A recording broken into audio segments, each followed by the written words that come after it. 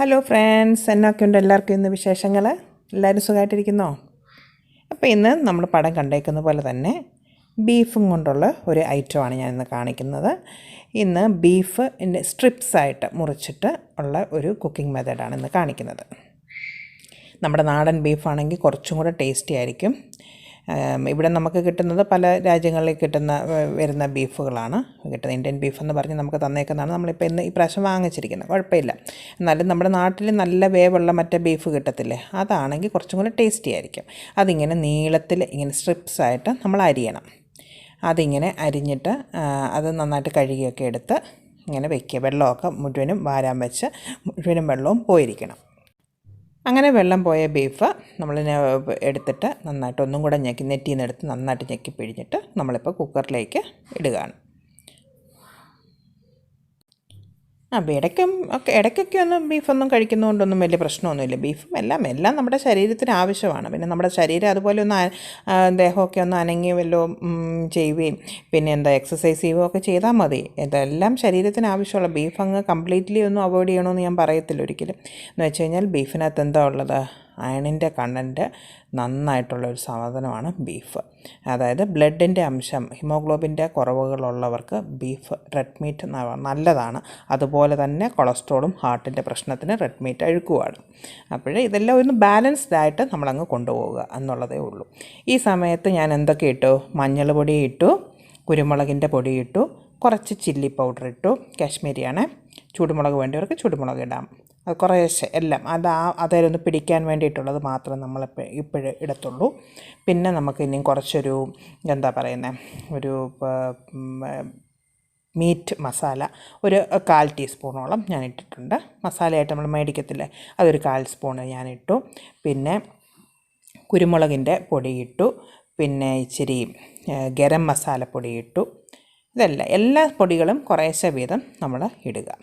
ആവശ്യത്തിന് ഉപ്പും ചേർത്ത് നമുക്കിത് നന്നായിട്ടൊന്ന് മിക്സ് ചെയ്യാം. അത് നിങ്ങളുടെ സൗകര്യം പോലെ കൈയും കൊണ്ടോ സ്പൂണും കൊണ്ടോ എങ്ങനെയെങ്കിലും നിങ്ങളുടെ ഇഷ്ടത്തിന് നിങ്ങൾ മിക്സ് ചെയ്തോളുക. പിന്നെ ഇതിനൊരു 1/2 സ്പൂണോളം നമുക്ക് നോക്കാം എത്ര അത്രേ ഉള്ളൂ.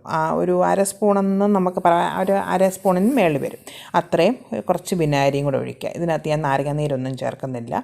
പിന്നെ അത്രയും വിനാഗിരിയും കൂടെ ചേർത്തിട്ട് നമുക്ക് ഇത് വേവിക്കാൻ വെക്കാം. മിക്സ് ചെയ്യുമ്പോൾ നല്ലതായിട്ട് മിക്സ് ചെയ്യുക. നന്നായിട്ട് അതിൻ്റെ എല്ലാത്തിലും അത് പിടിക്കണം. പിന്നെ തരി വെള്ളമായി അതിലില്ല. അതുകൊണ്ട് അതിൽ നന്നായിട്ട് പിടിക്കുന്ന രീതിയിൽ നമ്മൾ നന്നായിട്ട് അത് മിക്സ് ചെയ്ത് കൊടുക്കുക. പിന്നെ നമ്മൾ ഇതിനകത്ത് ചേർത്തിരിക്കുന്നത് ഞാൻ ഒന്നും കൂടെ പറയാം. മഞ്ഞൾ പൊടി, മുളക് പൊടി, പിന്നെ മീറ്റ് മസാല കുറച്ച്, കുരുമുളകിൻ്റെ പൊടി, ഉപ്പ്, അത്രയും സാധനങ്ങൾ, ഗരം മസാലയും കൂടെ ചേർത്തിട്ട് നന്നായിട്ട് നമ്മളിത് മിക്സ് ചെയ്യുക. ഈ വിനാഗിരി ഇച്ചിരി അങ്ങോട്ട് ഒഴിക്കാൻ പറഞ്ഞ് നന്നായിട്ട് സോഫ്റ്റായിട്ട് വെന്ത് പെട്ടെന്ന് വരും. എന്ന് വെച്ചാൽ ഇത് അധികം വെള്ളമൊന്നും ഇല്ലാതെയല്ലേ ഇരിക്കുന്നത്. അപ്പോൾ അത് നന്നായിട്ടൊന്ന് വേകാൻ വേണ്ടിയിട്ടും ഒരു ടേസ്റ്റിൻ്റെ ഇതിന് വ്യത്യാസത്തിന് നല്ലൊരു രുചിയൊക്കെ കിട്ടും. അതിന് കുറച്ചൊരു വിനാഗിരി ചേർക്കുക. അത് കണ്ടില്ലേ, നന്നായിട്ട് അതിലെല്ലാം ഇപ്പം നന്നായിട്ട് പിടിച്ചിട്ടുണ്ട്. ഇനി ഇത് നമുക്ക് എന്തെടുക്കണം? കുറച്ച് നേരം വെക്കേണ്ടവർക്ക് വെക്കാം, വെച്ചില്ലേലും ഒന്നുമില്ല. അത് നമുക്കിനി ഡയറക്റ്റ് കുക്കർ അടച്ചിട്ട് നമുക്ക് വിസിൽ വരണ്ട. നല്ലതായിട്ട് പ്രഷർ വരുമ്പം വിസിലിട്ടിട്ട് ഒരു 2 മിനിറ്റും കൂടെ പ്രഷർ അതിൽ നിന്നിട്ട് വിസിലടിപ്പിക്കാണ്ട് തന്നെ നമ്മളത് വേവിച്ചെടുക്കുക. അടിക്കാൻ വരുമ്പോൾ നമ്മളങ്ങ് ഓഫാക്കിയേക്കുക. എന്നിട്ട് അവിടെ തൊടാതെ അവിടെ ഇരുന്നോട്ടെ. ആ കുക്കറിൽ ഇനിയും തൊടുകയേ വേണ്ട. അത് അവിടെ ഇരുന്ന് നന്നായിട്ട് ആവി കൊണ്ട് അത് വേകട്ടെ. നമ്മളിവിടെ ഇന്ത്യൻ ബീഫാണെന്ന് പറഞ്ഞ് മേടിച്ചാൽ ഇവിടെ കിട്ടുന്നതൊക്കെ വീൽ ബീഫാണ്. അതായത് നമ്മൾ വിസിലടിപ്പിച്ച് അങ്ങ് വെന്ത് ഉടഞ്ഞു പോകും. അതുകൊണ്ടാണ് ഞാനിവിടെ വിസിലടിപ്പിക്കാത്തത്. നമുക്ക് നാട്ടിൽ കിട്ടുന്ന നല്ലതായിട്ട് വേകുന്ന ഇതില്ലേ, 12-15 വിസിലൊക്കെ അടിച്ച് വേകുന്ന, അതാണെങ്കിൽ ആ രീതിയിൽ തന്നെ നിങ്ങൾ വേവിച്ചെടുത്തോണം. ഇവിടെ എനിക്ക് വീൽ ബീഫാണ് കിട്ടുന്നത്. അതുകൊണ്ടാണ് ഞാൻ വിസിലടിപ്പിക്കാതെ എടുത്തത്. എന്നിട്ടും കണ്ടില്ലേ, അത്രയും വെള്ളം നമുക്ക് അതിനകത്തേക്ക് വന്നിട്ടുണ്ട്. ഇനി ആ വെള്ളം നമുക്ക് എന്നാലേ കഷ്ണം ഒന്നും ഉടഞ്ഞു പോയിട്ടില്ല. സാധാരണ വീൽ ബീഫ് അങ്ങ് ഉടഞ്ഞ് പേസ്റ്റ് പോലെ വരുന്നതാണ്. ഇതായിട്ടില്ല. അത് വിസിലടുപ്പിക്കാത്തതുകൊണ്ടാണ് ഈ ഒരു കറക്റ്റായിട്ട് നമുക്ക് കിട്ടിയിരിക്കുന്നത്. ഇനി നമുക്ക് ആ വെള്ളം എന്തെടുക്കണം? പറ്റിക്കണം. പറ്റിച്ച് ആ കഷ്ണത്തിലോട്ട് അതിൻ്റെ സൂപ്പ് അത് തന്നെ അബ്സോർബ് ചെയ്തോട്ടെ. അവിടെ ഇരുന്ന് നന്നായിട്ടൊന്ന് ഇളക്കി കൊടുത്തിട്ട് എടുക്കുക. പിന്നെ ഞാൻ ഇതിനകത്തൊരു കാര്യം ചേർക്കാൻ ഞാൻ മറന്നുപോയത് എന്താണെന്ന് വെച്ച് കഴിഞ്ഞാൽ ഇഞ്ചിയും വെളുത്തുള്ളിയും ഞാൻ ചതച്ചത് ചേർത്തിട്ടുണ്ടായിരുന്നു. അതും കൂടെ നിങ്ങൾ ആഡ് ചെയ്തോളൂ ആദ്യമേ. അത് ഞാൻ ഇപ്പോഴാണ് കുറച്ച് കുക്കർ അടയ്ക്കുന്നതിന് മുമ്പെയാണ് ഇട്ടത്. അതുകൊണ്ട് അതും കൂടെ ഇട്ടിട്ട് വേണം നമ്മളിത് കൊടുക്കാനായിട്ട്. വിസിലടുപ്പിച്ച് എടുക്കാവുള്ളൂ. ഇതിനപ്പം ഈ ബീഫിൻ്റെ കഷ്ണത്തിന് വേണ്ടിയ എല്ലാ മസാലകളും ഇതിനിപ്പോൾ ഉണ്ട്. ഇപ്പം തിളച്ച് വന്നേക്കുന്ന ആ സൂപ്പും കൂടെ അതിലോട്ട് നന്നായിട്ട് വെന്ത് പറ്റി കഴിയുമ്പോൾ കറക്റ്റ് എല്ലാ മസാലയും ഉണ്ട്. ഇനി നമുക്കിതിന് വേണ്ട കുറച്ച് വേറെ കാര്യങ്ങളുണ്ട്. എന്തുവാണ്? കുറച്ച് കൊച്ചുള്ളി എടുത്ത് ചതച്ചതും പിന്നെ കുറച്ച് ഇഞ്ചിയും വെളുത്തുള്ളിയും കൂടെ ഇത്രയും എക്സ്ട്രാ ആയിട്ട് നമ്മളെടുത്ത് അത് ഒന്ന് ചതച്ചെടുക്കുക. എന്നിട്ട് നമുക്കൊരു ഏതായാലും ബീഫെല്ലാം കുക്കായി കഴിഞ്ഞു. ഇനി പെട്ടെന്ന് പരിപാടികൾ കഴിയും. ഇനി ഒരു പാൻ വെക്കുക. വെളിച്ചെണ്ണയാണ് ഞാൻ ഉപയോഗിക്കുന്നത്. വെളിച്ചെണ്ണ ഇച്ചിരി അങ്ങോട്ടിടുന്നത് വെച്ചാൽ ഇതൊരു ഡ്രൈ ഫ്രൈ ആയിട്ട് എടുക്കുന്ന ഒരു ഐറ്റമാണ്. അപ്പോൾ ഇടുക. നമ്മൾ ഈ ചതച്ച് വെച്ചിരിക്കുന്ന കുറച്ചേറെ 1 കപ്പോളം വേണം കൊച്ചുള്ളി. പിന്നെ ഒരു വലിയ സ്പൂണിന് ഒരു സ്പൂൺ ഇഞ്ചി കുഞ്ഞായിട്ട് അരിഞ്ഞതും വെളുത്തുള്ളി അരിഞ്ഞതും ഇത്രയും കൂടെ ഇട്ടിട്ട് നമുക്കത് മൂപ്പിക്കാം. പിന്നെ ഇച്ചിരി ചതച്ച മുളക് ഞാൻ ഇതിനകത്ത് ഉപയോഗിക്കുന്നുണ്ട്. അതായത് വറ്റൽമുളക് ചതച്ചെടുത്തേക്കുന്നത്. അതും കൂടെ നമ്മളിതിന് എരിവിന് ചേർത്ത് കൊടുക്കുന്നുണ്ട്. പിന്നെ പെരുംജീരകവും നമ്മൾ ചേർക്കും. അപ്പോൾ ഇത്രയും സാധനങ്ങൾ നമുക്ക് മൂപ്പിച്ചെടുക്കണം. ഇനി കൊച്ചുള്ളി അരിയാൻ മടിയുള്ളവർക്ക്, ചുവന്നുള്ളി അരിയാൻ മടിയുള്ളവർക്ക് നമുക്ക് വേണമെങ്കിൽ സവോള എടുക്കാം. എന്നാലും കൊച്ചുള്ളിയാണ് അതിൻ്റെ ഒരു ടേസ്റ്റ് തരുന്നത് കേട്ടോ. അപ്പോൾ കഴിവതും കൊച്ചുള്ളി തന്നെ ഇടുക. ഓക്കെ, നമുക്കിനിയും ഇത് 1 by 1 ആയിട്ട് ചേർത്ത് കൊടുക്കാം. ആദ്യമേ വെളുത്തുള്ളിയാണ് ഞാൻ ചതച്ചതിട്ട് കൊടുത്തത്. പിന്നെ അത് കഴിഞ്ഞിട്ട് നമുക്ക് ഇഞ്ചി ഇടണം. പിന്നെ കൊച്ചുള്ളിയും കൂടി ഇട്ടിട്ട് നമുക്കൊന്ന് നന്നായിട്ടൊന്ന് സോട്ട് ചെയ്തെടുക്കാം.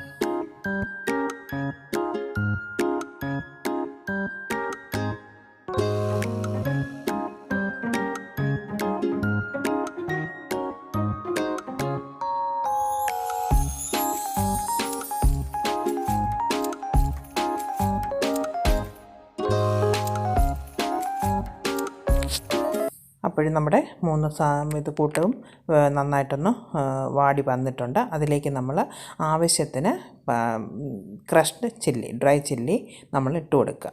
ഇപ്പം എൻ്റെ കയ്യിൽ ചൂടുമുളകാണ് പൊടിച്ചത് ഇരുന്നത്. അതുകൊണ്ടാണ് ഞാൻ കുറച്ചേ ഇട്ടിട്ടുള്ളൂ.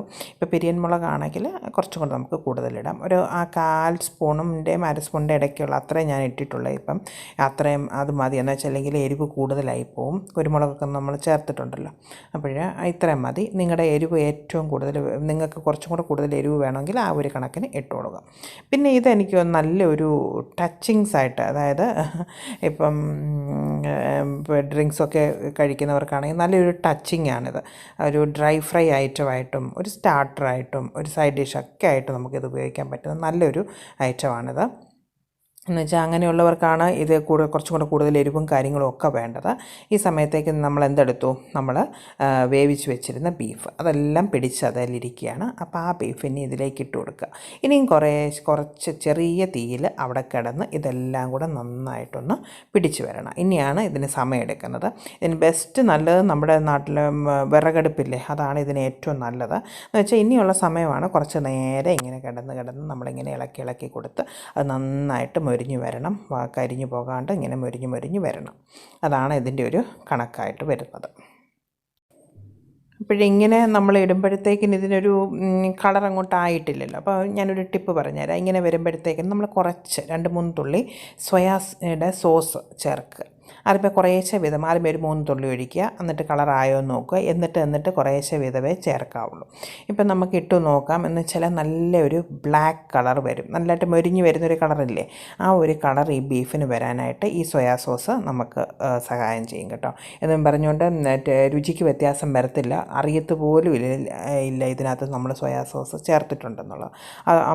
അങ്ങനത്തെ ഒരു ഫ്ലേവറും അറിയത്തേ ഇല്ല. എന്നാൽ നമ്മൾ വിചാരിച്ച പോലത്തെ നല്ലൊരു കളറിൻ്റെ ഒരു ടെക്സ്ചർ അതിന് മെയിൻറ്റെയിൻ ചെയ്യാൻ നമുക്ക് പറ്റും. അപ്പോൾ ആദ്യം ഞാൻ 3 തുള്ളി ഒഴിച്ചു കൊടുത്തു. കറക്റ്റായിട്ട് വന്നില്ല കളറ്. അതുകൊണ്ട് ഞാൻ വീണ്ടും ഒരു 3 തുള്ളിയും കൂടെ ഞാൻ ഒഴിച്ചു കൊടുത്തു സോയാ സോസ്. എനിക്കൊന്നൊരു കുറേശ്ശെ വിധം ഒഴിച്ചു കൊടുക്കുന്നത് നല്ലത്. അല്ലെങ്കിൽ എന്നാന്ന് വെച്ച് കഴിഞ്ഞാൽ ഭയങ്കരമായിട്ട് കളറായി പോവും. ഇത് വെന്ത് ആവി കയറി കഴിയുമ്പോഴാണ് അതിൻ്റെ കറക്റ്റ് കളറ് ബ്ലാക്ക് കളറിലേക്ക് അത് വരുന്നത്. അതുകൊണ്ട് കുറേശ്ശെ വീതം ചേർത്ത് കൊടുക്കുക.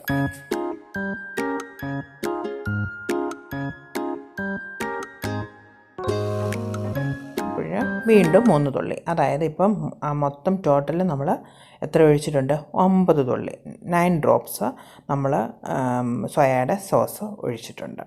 അപ്പോൾ അത് മതി ഇത്ര എണ്ണത്തിന്. കണ്ടിട്ട് ഇപ്പം നല്ലൊരു കളറിലേക്ക് വരും. ഇനി അതിനകത്ത് കിടന്നത് പെട്ടെന്ന് മുരിഞ്ഞ് വന്നോളും. ഇതിന് ഓൾറെഡി ഉപ്പുള്ളതാണ് സോയാ സോസിന്, അതുകൊണ്ട് ഉപ്പൊക്കെ പിന്നെ ഇനിയും വേണ്ടി വരെ ചേർക്കുമ്പം ശ്രദ്ധിച്ചോളുക. എനിക്കിനിയും ഒന്നും ചേർക്കേണ്ട, എന്ന് വെച്ചാൽ എല്ലാം കറക്റ്റായിട്ടാണ് ഇപ്പം നിൽക്കുന്നത്. ഇനി ഞാനൊന്നും ഇതിനകത്ത് ചേർക്കത്തില്ല. അവസാനം ഇച്ചിരി പെരിഞ്ജീരകം ഞാൻ പൊടിച്ച് ചേർക്കും, അത്രമേ ഉള്ളൂ.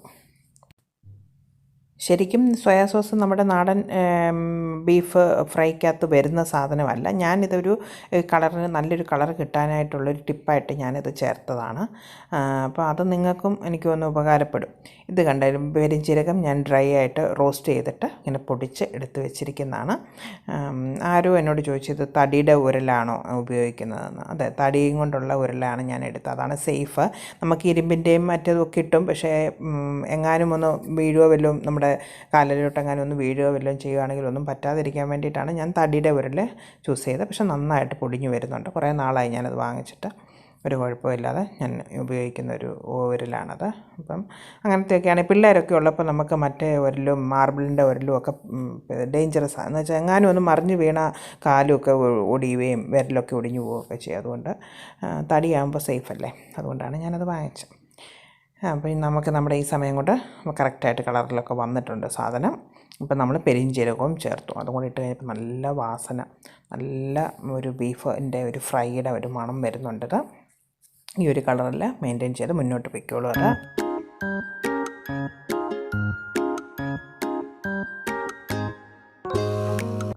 കുറച്ചൊന്ന് പച്ചക്കറിവേപ്പിലയും കൂടെ നമുക്ക് ഇട്ട് കൊടുക്കാം. എന്ന് വെച്ച് കഴിഞ്ഞാൽ ആ ഒരു ഗ്രീൻ കളർ ഇങ്ങനെ നിൽക്കാൻ വേണ്ടിയിട്ടാണ് ഞാനിപ്പോൾ ചേർത്ത് കൊടുത്തത്. വേണ്ടവർക്ക് കുറച്ചും കൂടെ നേരത്തെയും ചേർത്ത് കൊടുക്കുന്നതുകൊണ്ട് കുഴപ്പമൊന്നുമില്ല കേട്ടോ. ഞാൻ ഒരു കളർ ഇപ്പോൾ നല്ലൊരു കളർ വന്നില്ലേ, അതിൻ്റെ ഇടയിൽ ആ ഗ്രീൻ കിടക്കുന്ന കണ്ടിട്ട് നല്ലൊരു രസം വരുന്നില്ലേ. ആ ഒരു കളർ കോമ്പിനേഷൻ ഞാനിപ്പോൾ ഇട്ട് കൊടുത്തതേ ഉള്ളൂ. ഓക്കെ, എന്തായാലും നമ്മുടെ സംഭവം റെഡി ആയിക്കൊണ്ടിരിക്കുന്നു. ഇനി അത് ചെറിയ തീയിൽ അവിടെ കിടന്ന് ഇടയ്ക്കിടയ്ക്കൊന്ന് ഇളക്കി കൊടുത്തോളുക, അടിക്കൊന്നും പിടിക്കാതിരിക്കാനായിട്ട്. നല്ല ഇരുമ്പിൻ്റെ ചീനിച്ചട്ടിയിൽ നമ്മുടെ വിറകിൻ്റെ അടുപ്പിൽ വെച്ചാൽ അടിപൊളിയായിട്ട് ഇത് മൊരിഞ്ഞ് നല്ല ബ്ലാക്ക് കളറിൽ വരും. അങ്ങനെ ചെയ്യുന്നവർക്ക് ഈ സോയാ സോസിൻ്റെ ആവശ്യം വരത്തില്ല കേട്ടോ. അത് ഓട്ടോമാറ്റിക്കലി ആ ഒരു കളറിലേക്ക് വന്നോളും.